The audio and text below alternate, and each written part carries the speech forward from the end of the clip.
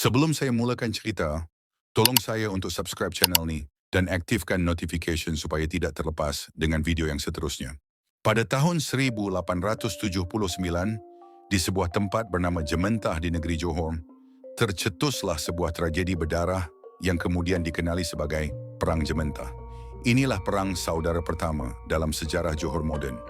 Puncanya bermula dengan rasa tidak puas hati Tengku Alam Shah, putera gahara kepada Sultan Ali Iskandar Shah. Baginda marah kerana daerah Muar diserahkan ke bawah pemerintahan Maharaja Abu Bakar. Bagi Tengku Alam, itu satu penghinaan yang tidak boleh diterima. Namun api sebenar perang ini berpunca daripada sekeping kertas wasiat Sultan Ali sebelum mangkat. Dalam wasiat itu, takhta negeri diserahkan kepada Tengku Mahmud, seorang kanak-kanak berusia 11 tahun, anak Sultan bersama isteri ketiganya yang berasal dari orang kebanyakan. Wasiat ini ditentang keras oleh Tengku Alam, putera sulung Sultan Ali daripada isteri utama. Keadaan jadi lebih rumit apabila Kolonel Archibald Anson, pemangku gubernur, meletakkan jajahan kesang di bawah pentadbiran sementara Maharaja Abu Bakar. Tindakan itu membuatkan Tengku Alam semakin memberontak. Beliau lalu menggerakkan dua orang sepupunya, Tengku Nong dan Tengku Mat, untuk menghasut penduduk sekitar Kesang. Janji-janji manis Tengku Alam berjaya mempengaruhi sebahagian penduduk dan beberapa panglima Melayu yang gagah, antaranya Panglima Besar Layot, Panglima Besar Salim, Panglima Besar Kadir, Panglima Tok Siban, Panglima Sanchu, Raja Berambut Panjang, Wan Daud dan Wan Abbas. Panglima Besar Sanchu akhirnya dilantik sebagai kepala perang. Serangan pertama dilancarkan oleh angkatan Tengku Nong ke atas Kesang. Pertempuran awal berlaku di Relau dan Air Kertau, di mana mereka tidak mendapat tentangan kuat. Merasa angkuh, mereka marah ke Jementah pada 25 Oktober 1879. Ketika itu Jementah hanyalah sebuah kampung penuh dusun dan sawah padi. Namun di situ Panglima Sanchu bertindak liar. Rumah dibakar, harta penduduk dirampas. Penghulu Jementah sempat melarikan diri dan membuat aduan kepada pemerintah Johor.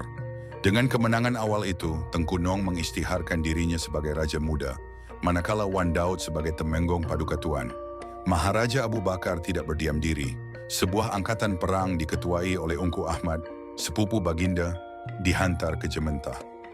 Kepintaran Ungku Ahmad berjaya menawan kubu-kubu musuh di Lubuk Bandan, memaksa Tengku Nong dan Sanchu berundur ke hulu Sungai Jementah, berhampiran kaki Gunung Ledang.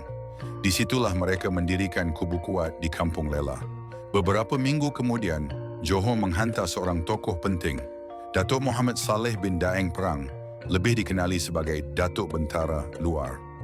Beliau membawa 400 laras senapang Snyder Enfield dan beberapa meriam. Datuk Bentara Luar segera menyusun strategi. 4 pasukan dibentuk, dipimpin oleh Panglima Esa, Panglima Awang, Panglima Yusuf dan Panglima Lamid. Mereka membina kubu-kubu baharu, antaranya Kubu Dedap, Kubu Lubuk Bandan, Kubu Sungai Siput, Kubu Macang Padang dan Kubu Raja Lela. Menariknya, kubu pihak Johor dan kubu Tengku Nong dibina berdekatan, seolah-olah mereka berhadapan dalam satu gelanggang besar. Pada pertengahan Disember 1879, Datuk Bentara Luar berjaya menawan kubu Padang Juling. Dari situ beliau merancang strategi besar untuk menamatkan perang. 300 orang tenteranya berpura-pura menyerang kubu musuh, sementara 60 orang lain membuat jalan pintas ke arah kubu. Pada malam 30 Disember, hujan lebat turun. Dalam keadaan itu, 4 pucuk meriam dan ratusan senapang ditembak serentak ke arah kubu musuh. Serangan subuh itu mengejutkan orang-orang Tengku Nong dan Panglima Sanchu. Mereka panik, ada yang masih tidur nyenyak. Walaupun gendang perang dipukul untuk menaikkan semangat, bala tenteranya tidak dapat bertahan. Akhirnya perang Jementah tamat pada 30 Disember 1879 dengan kemenangan di pihak Johor. Tengku Nong ditangkap berhampiran Gunung Ledang, diikuti Wan Daud, Tengku Mat, Panglima Sanchu, Panglima Layot dan Raja Berambut Panjang. Hanya sebahagian kecil pengikut mereka berjaya melarikan diri. Ramai pengikut Tengku Nong dan Sanchu melarikan diri ke Segamat melalui Sungai Legeh dan Sungai Muar. Dari situ mereka membuka penempatan baharu. Antara kampung yang wujud hasil migrasi ini termasuk Kampung Pogo, Kampung Alai, Kampung Lubuk Batu, Kampung Payadalam, Kampung Ulu Gemereh, Kampung Batu Bada, dan Kampung Tenang.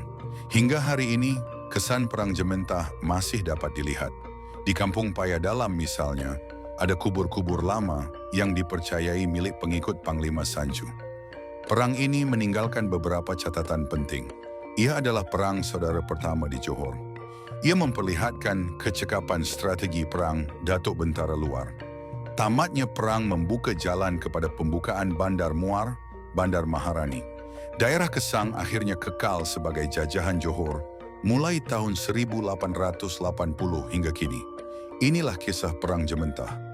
Sebuah perang saudara yang bukan sahaja mencorakkan politik Johor, malah meninggalkan kesan kepada pembentukan kampung dan sejarah negeri itu hingga ke hari ini.